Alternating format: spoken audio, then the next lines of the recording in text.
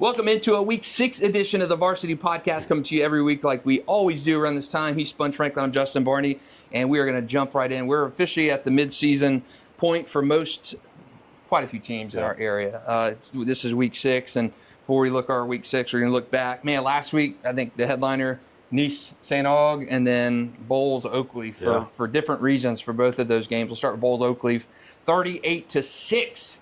I didn't think it was going to be that lopsided. 32-point win for Bolles. It really wasn't even a close game. I think Bolles took control early in the second quarter in that game and never let up. Xander Edwards, monster, 77-yard touchdown run. Another big game for him as he is churning towards 1,000 yards. You surprised at that one? I was surprised at the score. Me too. 57-50 last year. Yeah, we both. And I know I said I was expecting another shootout. Just because I felt like Oakleaf. It was a shooting. Yeah, I felt like it was one-sided. Totally. I felt like Oakleaf had the firepower to, kind of match what they had last year, and it was totally not the case. Bolles was firing on all cylinders, offensively, defensively shutting them down, and it was more so of I was surprised by the number.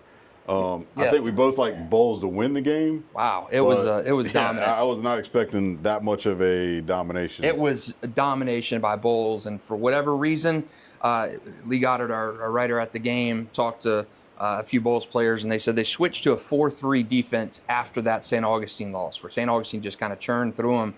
And man, whatever change they made on that defensive line, which I think is better to let a guy like Asher Giddo, you don't want him having to gap a player. You want him free to roam and beat his one guy. For sure. And man, they have turned it on and played really kind of like you thought they were supposed to. Yeah. Mashing teams. I think that St. Aug game was crazy how much of a shootout that turned into. Right. So Bolles has made a statement. I expect Oakleaf to have one of the best offenses this year. And it's kind of underwhelmed a little bit. It's been a little bit underwhelming. 6 points against Bolles, and it was a late kind of scoop and score in that game to make it 38-6. But Bolles really took over in that second quarter and just kind of kept it going in that third quarter. And Oakleaf really surprising that it was that lopsided. So very dominant performance by Bolles. Xander Edwards, to me, he's in the conversation as Offensive Player of the Year right now. He has looked fantastic. He's a beast, man. Like when he got that one run, he's out of there. 77 yards, and he's not a small kid either. That's what I was about to say. People don't. I'm telling you, I'm not going to compare him to size-wise, but I watched Derrick Henry play up close and personal, and he's not that big, but he is one of those imposing type of runners to where DBs, safeties, corners, like those guys, you don't want to tackle that coming full speed, man. I'm telling you, on that. When he gets into that second level, man, it is. Yeah, and he's not a kid that is. I mean, he's not shying away from contact. He's running. He wants to deliver the blow. He's running you over, and he's fast enough to outrun defenses. And he's a kid that's 6'1", 6'2", a big boy, 200-plus pounds. I keep making the Cade Frew comparison. Cade Frew was a smaller package, but, man, he ran so physical and hard. It's the physicality. He's not an east to west guy. Cade was a straight up the middle, invite contact, run you over. And Cade was unreal for Bolles, and Xander Edwards the scary part, like you just said, too, is if they realize, defensively, like, hey, we had major problems with whatever we had against St. Aug. Mm-hmm.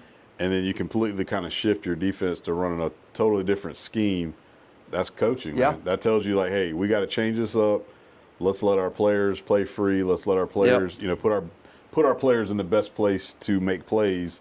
And just that quick, you can change it to where, you play at St. Augustine the week before, and you have a shootout game. You give up a lot of points. You're playing up against a high-powered Oakleaf team, and your defense is totally different. And you because I didn't see that coming either, because we felt like Oakleaf was going to be able to score some points, but they completely neutralized everything they wanted to do. It was dominance by Bolles, and I think you're now starting to see that formula where it's get behind that offensive line, which I think is the best in the area, and let Xander work and kind of hit them with passes from Weatherly. I mean, they got trickery that Naeem Burroughs threw a touchdown in that game. I was about to say, that was the scary part of it. They knew they could lean on this offensive line in their running game. Bring Weatherly along. You've got a dynamic playmaker in Naeem Burroughs. So, like, how can you develop that balance on offense? And like I say, that now as we're getting to that midpoint in the season, They're starting to pick up all that stuff, and they're getting better on D. Bolles looks good right now. Bolles look really good. I think, too, now the big question is, are we going to say Bolles is really, really good, or Oakleaf's not that good, or Oakleaf just had a bad night, that type of thing. So I'll be interested to see how Oakleaf regroups from this, because they got a couple of tough games coming up here too. I think Bolles is very well coached. I think they have the best offensive line in the area, hands down. When you've got a big running back like that, I just think they went right at Oakleaf and dared him to stop him, and they couldn't do it. And it's surprising because Oakleaf's offense had been playing defense had been playing really, really well in that game, and you gave up 31 and some big plays too. And I think that goes to coaching for Bolles is really good. Toblin, Hoekstra, Manning Wellington, all those guys over there are really, really good at what they do. And I think Oakleaf was a combination of Oakleaf having a bad night, being overwhelmed. I don't think Oakleaf is that bad. I think Bolles is really, really good. Yeah, the other one is St. Augustine-Nease, St. Augustine 28, Nice 24. I picked St. Augustine in that game, by the way. I know I get a lot of heat for my picks, but I picked St. Aug in a close game, and they won that close game. I think Braddock is such a good coach. Colin Drafts is a really good coach. But I just think St. Augustine has that winning formula. Braddock was voted the top coach by his peers for the third year in a row. He's a very good coach. I think he took what he learned in that Riverside game. You had Somourian Wingo, caught a couple touchdown passes, including a Hail Mary at the end of the first half, no time left, to put them up at halftime 14-10. And I just think St. Augustine is just they're gamers, man. Yeah. They're gamers. And credit to Nice's defense is lights out. Crew Casey played a heck of a game. Jacob Curry is phenomenal. Hurtado over there, really, really good defense. And our guys at the game a photographer at the game was texting me, and he said, man, Nice is just eliminating everything St. Augustine had to do on the ground. And I kind of put it on Brenton James to go and win it. Ground game didn't do much at all against Nice. And, man, those defenders are lights out. And credit to Brenton James, first-year starter at quarterback, junior. Got banged up at the very end of the game. And you had the rushing touchdown to win it by Trindell, but he's been lights out this year. He's been lights great. out. He's been good this year. Somourian Wingo. He's a beast. I had him ranked as my number 2 offensive player in the area, and he has continued to show why he is. Between him and Naeem, those guys are. We've had some receivers, man. We've had some good receivers the last couple of seasons. Has some really, really good receivers. So St. Augustine moves on. And I think it's a fair question. In my coaches' rankings this week, which came out on Monday, I send coach rankings out every week. I think there was 18 or 19 votes this week. And St. Augustine gained substantially on Raines. And at one point, St. Augustine was number 1 in the rankings, and it had 2 late votes come in that gave Raines a 2-point win or 2-point head. Advantage. So they stay in front of St. Augustine this week in the coaches' rankings by 2 points. So, again, Raines being not playing. The bye week last week and not having a game in week 1 against Miami Central, you're 2 games behind.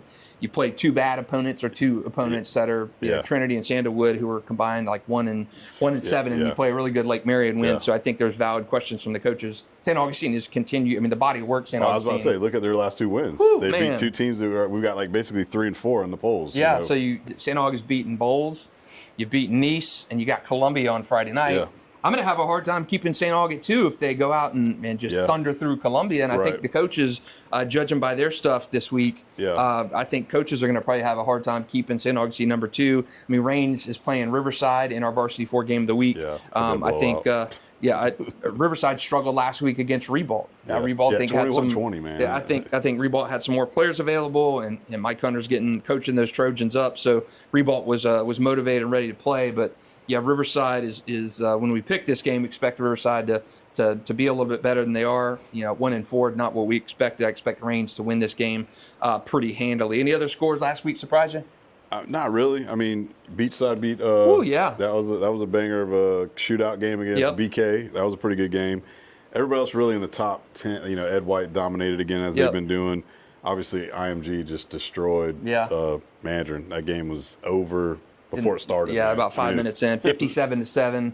IMG, and there was an interesting conversation online this week on both Twitter and Facebook from some local people. Do you think IMG could be beaten by picking the best 50 or 60 players from the area, pulling them all together and making a local all-star team? Jacksonville all-star team? And beating IMG.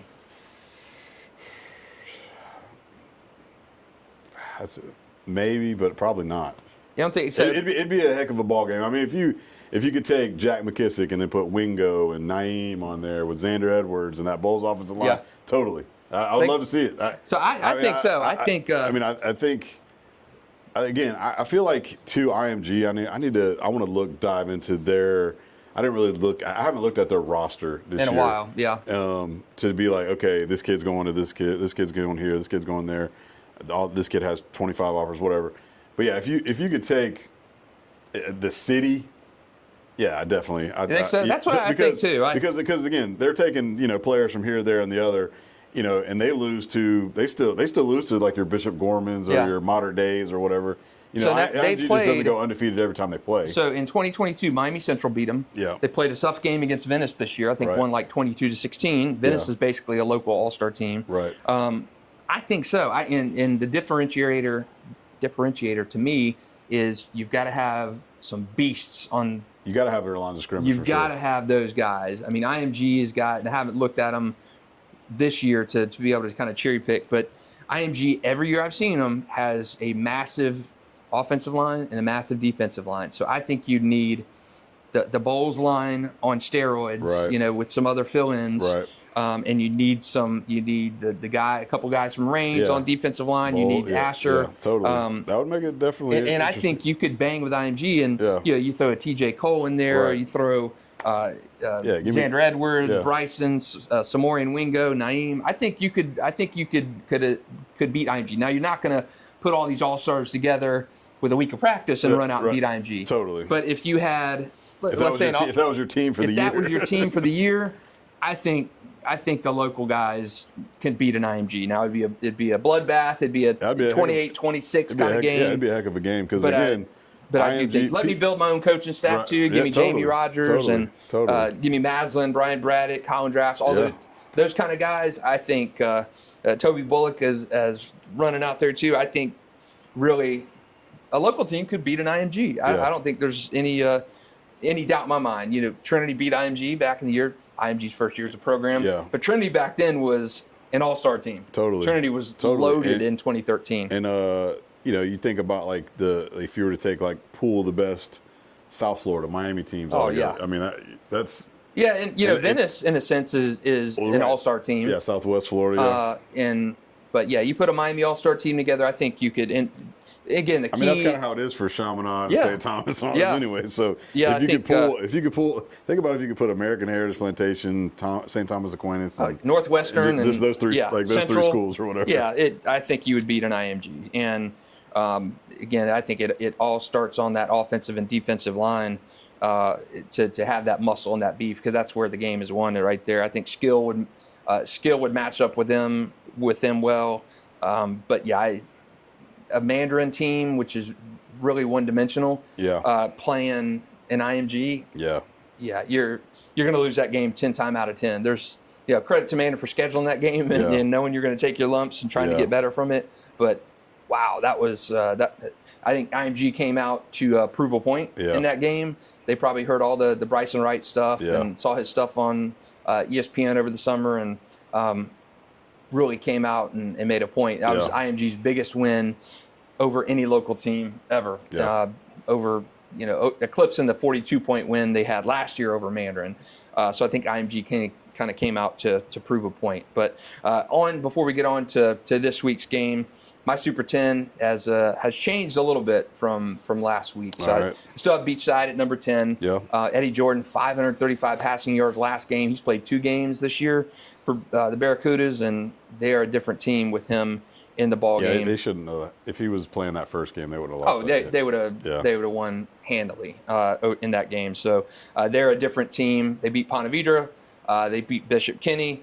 So they are back to what I expected them to be for the season. I think I had them ranked 7th in my preseason rankings, and then dropped them out after Eddie didn't play the first few games, and they lost to OCP. But Beachside at number 10. They're also number 10 in the coaches' rankings. I dropped Ed White to 9.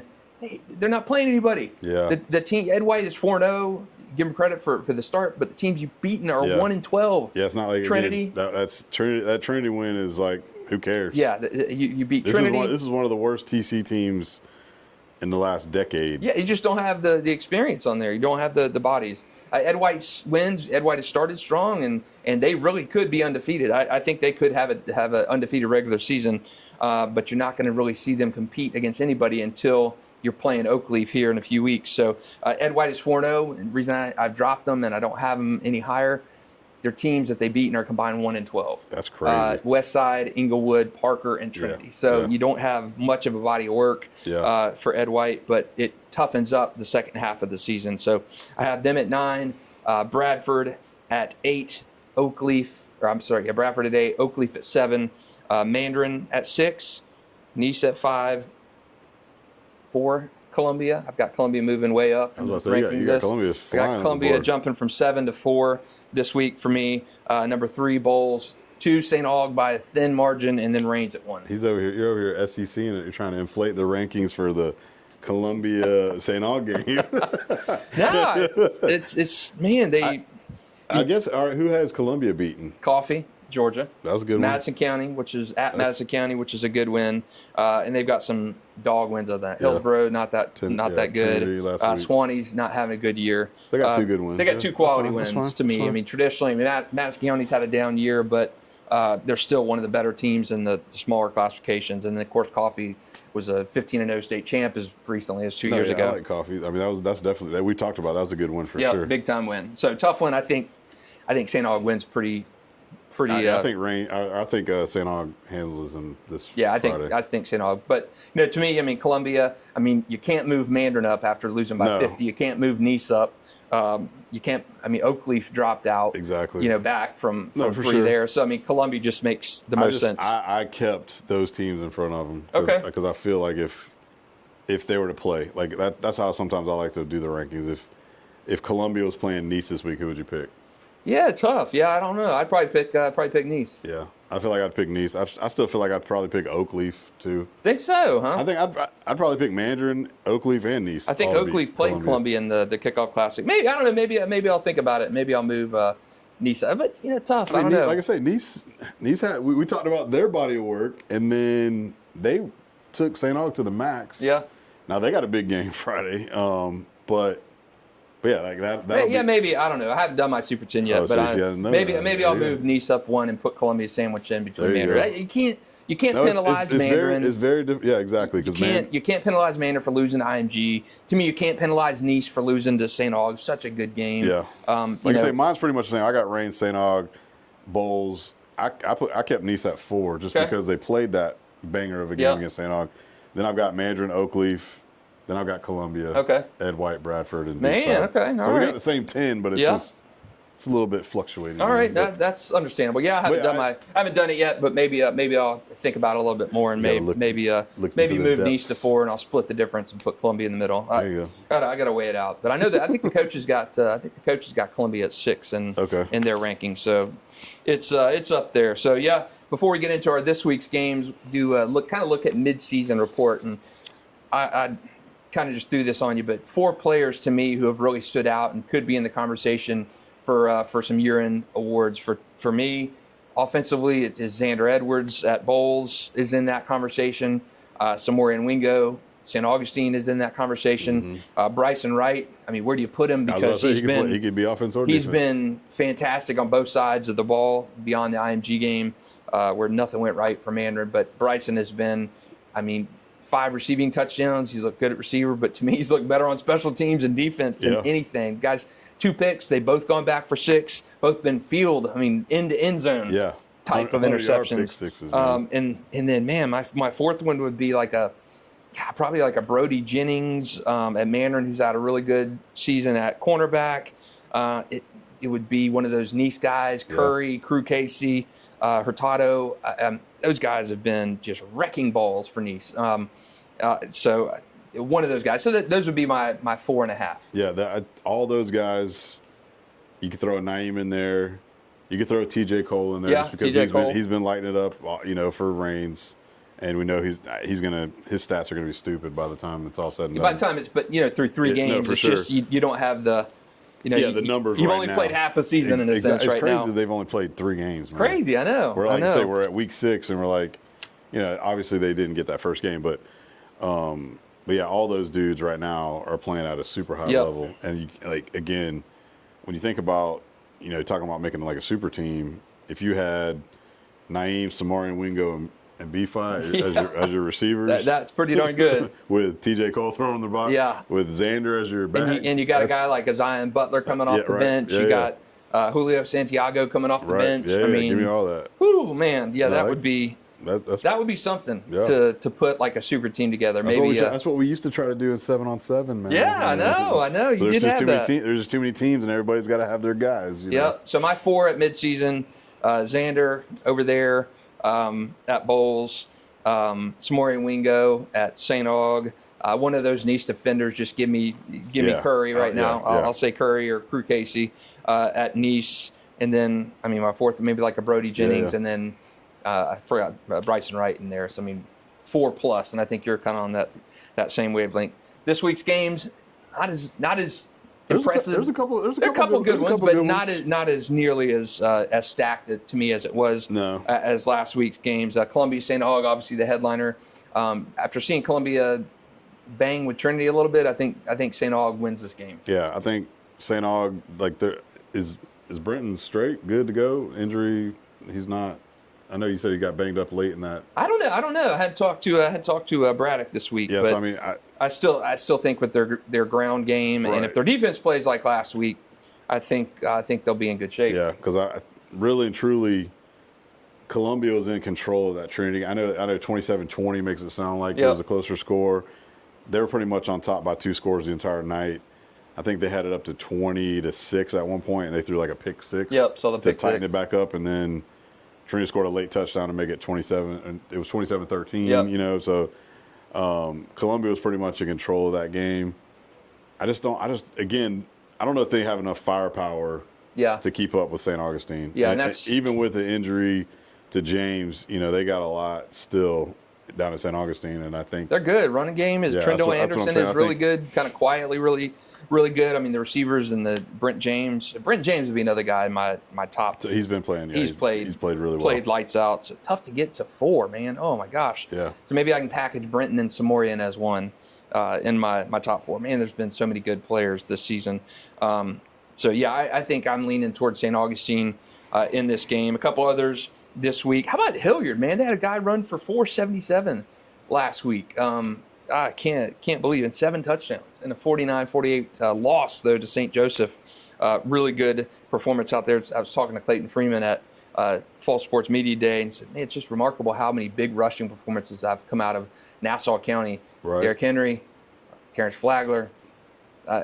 So many crazy, so many good, strong rushing performances out of teams in that area. So a couple others this week. Ed White gets his first challenge of the season in Merritt Island. I think that's going to be a good game for them. Oakleaf goes over to Fletcher to face C4 and the Senators. That's a good game. That's a good game. I definitely got that one circled, and I think that's because like I say, C4. Put it on Sandalwood, like you said. Got out of there. They did hold up on him though. They did. They got 35. He said they pulled the starters. They pulled run the clock, baby. They pulled the starters and took the gas pedal off. So they could have won that game 50-0. Yeah, more than that. It was 35-0.5. Yeah, they could have done that. This is one of those. Where does, like I just said before, we did not expect that performance from Oakleaf in the Bolles game. So how do they bounce back? Having to come right back off the mat against a good Fletcher team. A team that is going to hang their hat on their defense. So if they've got any offensive problems going on over there at Oakleaf and you can't score, that's going to be another slugfest type game where you better, And Fletcher played, and this is a home game at the beach. Fletcher best game of the season to me was when they banged with Nice. It was like 15-6 in the third quarter. Yeah. So if Fletcher can take what they learned from that Nice game and generate a little bit of offense, I think that's a winnable game for Fletcher. Just based on how they played this season. I think Fletcher is really strong on the defensive side of the ball. Again, they held Nice 22-6 in that game. Nice got a tough one this week going to Gainesville-Buchholz. That's a district game for Nice. They won that one last year in overtime in the regular season. I was at that game. Really good game. And that's a tough game. And Buchholz has made like the last 5 or 6 state semifinals. Totally. And it's been really good, even with coaching changes and everything. Buchholz is a tough What's team. funny is, see, I've got an inside track on Buchholz because my man Q1 Ratliff Yeah, okay. left Tallahassee this summer, moved back to Gainesville, and just, they basically got him. He's coaching the DBs and some of the defense over there at Buchholz, and he's giving me the inside scoop on what they look like and how they look, and they're feeling pretty good. So I know this week they had this one circled because Nease had been playing so well to start the year. So like I say, this is 1 and 2. It's like your schedule ain't gonna feel sorry for you. You dropped one here. Like you said, this is a district game. This is an important game. Yep. Buchholz has been kind of like the ringleader of that kind of the district, and then going to the state semifinals and all that stuff. Buchholz is they're a dog, man. They're kind of a regional team, but in a local district, man, they are good. I mean, you got the Whittemores down there, and then they pass the torch. I mean, they're well coached. The players, they're always balling. You know who the offensive coordinator is? Who? Travis McGriff. How about that? Old T. McGriff. How about that? Yeah, his son is plays quarterback, receiver. They got that Justin Williams kid who's committed to the Gators. He's been good. He's there. He does everything. He plays quarterback. He plays running back. He plays receiver.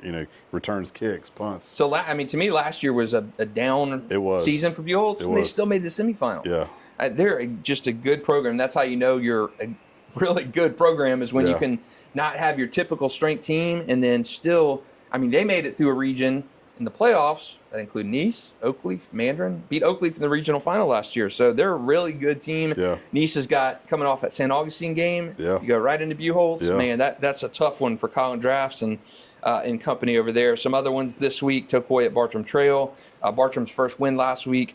They lost this game bad last year, so a little chance for Corey Johns and company to get back on track. University Christian going to Santa Fe. What do you think about that one? Oh, we talked about this earlier. That's UC's playing really good. My boy EG's taking over that Santa Fe program down there in Gainesville, and he's trying to flip the program back to where it kind of used to be. Yeah, Santa Fe used to be a good program, but I still like UC. UC squashed Impact last week, beat Tampa Catholic the week before. UC's defense is just unbelievably good. What's crazy is, UC's they're quietly having a good season right now. They should be undefeated. They lost one game to Big K on a block PAT at the end of the game. That was tough. And like I say, we kind of they're normally always in that Super 10 time. It's kind of crazy, Trinity and UC. Like Trinity, for other reasons why we're not talking about them too much, is just they've been underperforming. UC just kind of been flying under the radar a little bit. UC is, credit to D3 over there and staff. UC is darn good this year. And we had them ranked 1 week. They lost to BK, but that's going to be a good game. Santa Fe, UC on Friday night. UC really could be 5-0. Santa Fe is 4-0. Ended up beating Fernandina Beach in their undefeated regular season, and that's going to be a good one. That's the other one out there in Nassau County, Fernandina Beach and West Nassau. Yeah, so Fernandina Beach lost last week. 2 5-1 teams. West Nassau lost last week to Yulee. Yeah. Yulee stays undefeated. Big 17-0 win, but big one. That's Fernandina Beach and West Nassau. Those two guys split last year. So West Nassau won in the regular season. Fernandina Beach paid them back in the playoffs and beat them in the postseason. So I was out there a couple weeks at both those schools, and both players mentioned that was a game they had circled on the calendar for obvious reasons. Do you like early pick? Early pick? You got a lean? I'm going to probably say West Nassau in that game. Early pick for me. Fernandina Beach has got a good offense, so we'll see what happens in that game. Any others this week kind of catch your eye? Can my boy Don Velvet? Yeah, they got a tough one this week. They lost in a shootout to Baker County last week. Man. I know. Shootouts to Baker County. Yeah. But it's going to be 2 losses in a row for the Indians this week with Bolles coming to Baldwin. But, man, great start for Baldwin. Baldwin's been a sneaky good program. They were, I think in 2020 they were undefeated. Here's what this sad and scary part is. If you really went and looked at a lot of these, hitting the transfer portal, if you go look at, certain players at Rains, there's a couple players at Rains, a couple players at Trinity, a couple players at Ed White, a couple players here. They all were at Baldwin eventually. I think Jeffrey Holland was at Baldwin at one point, too. He probably was. Or maybe he lived in Baldwin or something like that. I know Boo, Gus's brother, because Gus kind of helps out Don since he's out there. Like I said, there's been a ton of guys. He's went down the list of the players that were like, yep, he's balling for this team, this team. They were all either there in the 8th or 9th grade and, left because Yeah, we had in-season transfers and everything now. I think a Providence quarterback just went over to Yulee this past week and played, and you got the Straughter kid from Miami Northwestern now down at Heritage. I mean, yeah, that was crazy. That was a weird man. Did the other kid get? I haven't delved into that. Did Dia Bell get hurt? I don't know the situation. Because the American Heritage Plantation's quarterback is committed to Texas, and so I'm thinking, all right, well, the only way you would leave a program like Northwestern to go to Heritage is if you're going to be the starter. Yeah. You're not going to go sit, yeah. I mean, that's what, so I don't know if he got hurt and he's not playing for the rest of the year or what. But, yeah, I was kind of shocked by it. Like I say, I haven't looked into the depth of it, but, I mean, that's crazy. So, yeah, you can transfer in season and be immediately eligible. So there's something called a good cause clause by the FHA, and it could be anything. In the transfer world of the years past, you used to have to make like a full and complete residential move. Yeah. And then I think in Georgia, there's something similar to that. Now, you can't just go from one to the other. There's parameters on what happens with transfers. And not in Florida. You don't like how your team is doing, you're 1-3 at the break, and you want to jump to a team that's undefeated, you can do it. That's crazy, You can do it. And it's crazy. And you can't even do that in college football. So high school football in Florida truly is a Wild West. And politicians control that. The FHA really doesn't have a stranglehold on transfer stuff anymore. You can pretty much do as you please. Politicians have really made it as simple as filling out a form and saying you want to go, and it is the wild west now. So kudos to Georgia for doing the right thing. Yeah, man. Florida, man, it's got to get buttoned up, and but that's a conversation for another day. So, man, I can't believe we're going into week 6 this week. Week 7 is next week, that's kind of crazy. It flies by. So, for a week 6 edition of the Varsity Podcast, thanks for watching and thanks for listening. He's Sponge Franklin. I'm Justin Barney. We'll talk to you next week.